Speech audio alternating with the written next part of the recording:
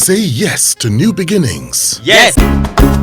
Say yes to new beginnings. Yes. Say yes to. Okay. So what would you say is the greatest skill that any serious journalist must possess? Intellect. Intellect, the ability to connect with people. You go out and you're conducting an interview with somebody in Ajegunle, and then you go there speaking the English that he doesn't understand. So you've lost it almost immediately. I guess it's the ability to reinvent yourself in any given situation. We've been at this for a few decades. Now, one is having to rethink not just your analog, but like your social media channels and your digital channels, because television and the business of news broadcast journalism is evolving. So one of the things you must consistently do is find ways of making sure that you're on top of your game.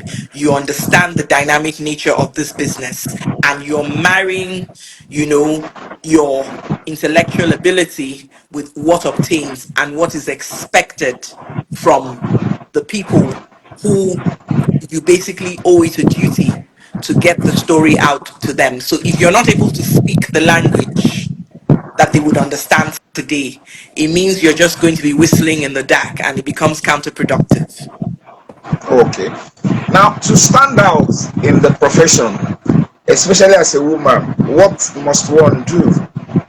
Well, I think you must have tremendous respect and regard for yourself. You must know who you are. Let's call it as we see it. Being a woman in journalism, sometimes you find yourself in sticky situations, and then it depends on what you're covering. I'll use myself as an example. I covered the foreign desk, I covered security and defense, so it means there were times when I covered politics. So it means there were times when you found yourself in sticky situations, but then it took maturity and it took wisdom and it took foresight for me to get out of those scrapes without hurting anyone. So as a woman, you need to determine early on in this career what kind of impact you want to make. Do you want to be respected, or do you want to put yourself in a situation where you would have done certain things where people would look at you, and because you've dropped the ball, they start to hold it against you? But if you determine early on that you're about the job, you're serious, you know what time of day it is, you're about focus, you can't be distracted, then I guess you'll be smiling all the way to Okay. anywhere you find yourself. So, what makes a good story?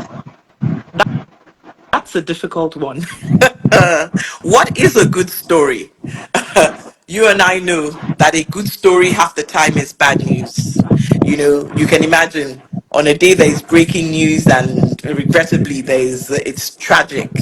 The newsroom, everybody is jumping from pillar to post and trying to make sure that you break the news first and you stay on top. But essentially, what makes a good story?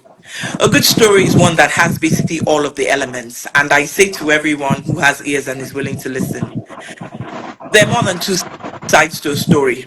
There is his side, there is her side, there is your perception of the story, there is public perception, there is the truth staring you in the face, there is what you do not know.